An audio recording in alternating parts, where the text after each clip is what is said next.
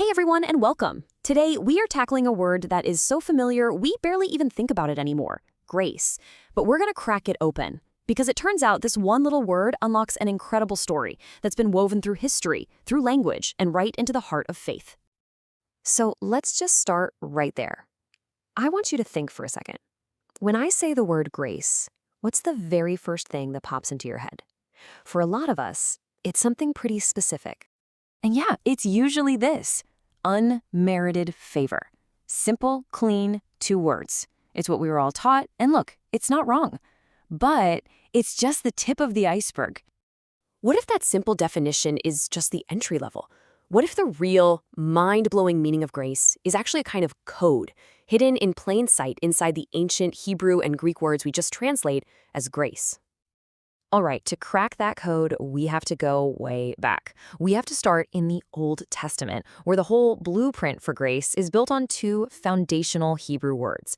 And trust me, getting these 2 words is the key to unlocking everything else. Okay, so the first word is chen. Now get this, its root word, chenan, literally means to bend or to stoop. And that gives us this powerful, almost physical picture of what grace is. It's a superior, a king, a god, bending down, stooping in kindness to someone who has 0 claim to their attention. It's totally spontaneous. And it gets even cooler when you dig into the ancient picture language of the letters themselves. The letters that make up chen are chet, which is a picture of a protective fence, and nun, which is a picture of a seed. So you put them together, and what do you get? A safe, protected home. Grace isn't just a nice feeling, it's the act of creating a safe space for something to grow. And this brings us to one of the most brilliant little bits of wordplay in the entire Bible.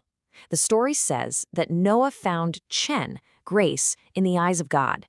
But Noah's name in Hebrew, Noach, is the word chen spelled backwards.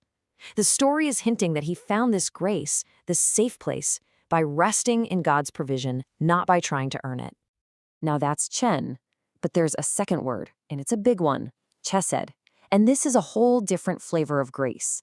This isn't just a spontaneous act of kindness. This is loyal, committed, covenant-based love. The root of the word hints at an eager and ardent desire.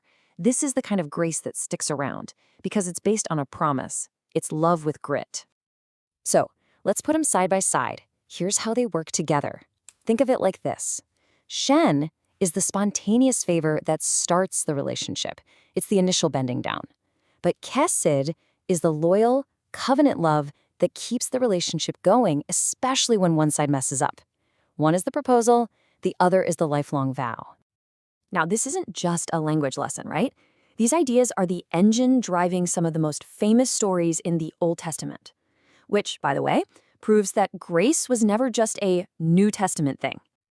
I mean, just look at the story of Abraham. It is a perfect case study in chen. God takes all the initiative. He chooses Abraham, not the other way around.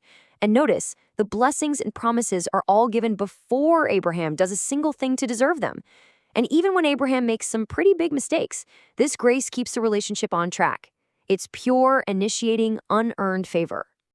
Or what about the manna in the wilderness? The people are complaining, they're grumbling, they absolutely do not deserve a handout. But what does God do? He provides this mysterious bread from heaven. And you know what the name manna literally means? It means, what is it? Which is the perfect name for grace. It's this gift that defies all human logic. And it came with a test.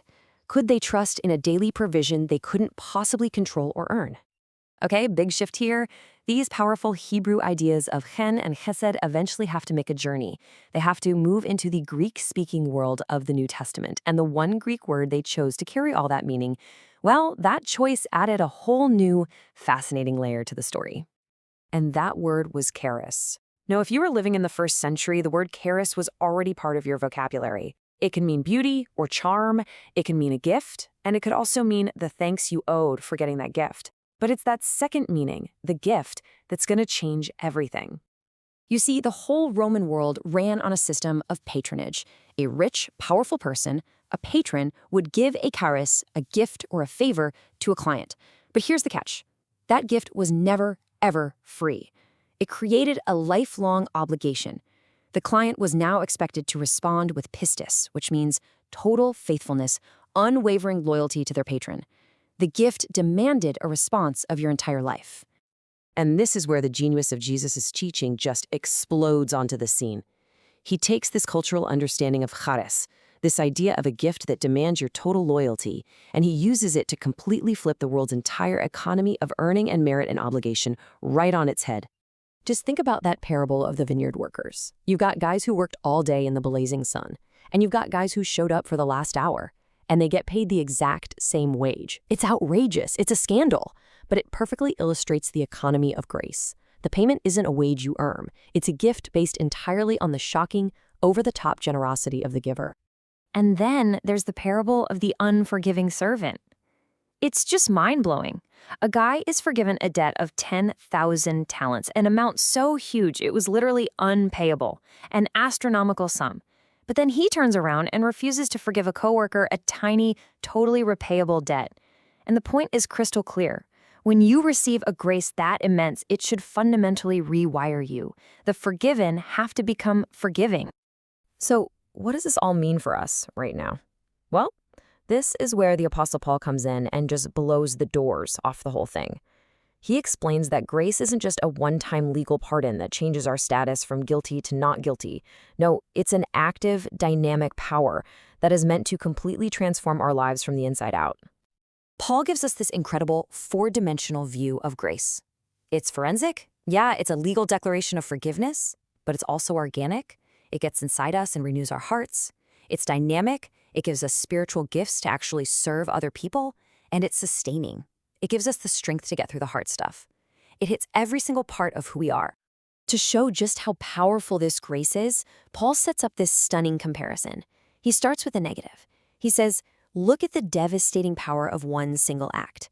One sin by one man, Adam, and the result was condemnation for everybody. That's a powerful force. But then he hits us with a contrast. And this is the punchline. Grace doesn't just cancel out sin. It doesn't just meet it on equal terms. Paul says that where sin increased, grace superabounded. The Greek word he uses, hyperparisio, it's like saying it created a tidal wave. A superabundant flood that doesn't just cover our failure, but completely overwhelms it and washes it away. And this superabundant power is meant to be practical. Grace isn't passive, it's an active verb. It literally teaches us how to live. It becomes the source of our generosity. It's supposed to season our speech. And maybe most amazing of all, it's the very power of God that shows up most perfectly, not when we're strong, but in our deepest weakness. So we have to land here. We've seen that real biblical grace is so much more than just unmerited favor. It's not just a pardon we get to avoid trouble. It's a dynamic power we're meant to live by every single day. So the real question for you and me is this. How does seeing grace as an active, dynamic force, not just a static gift we once received, change absolutely everything? Thanks for digging into this with me.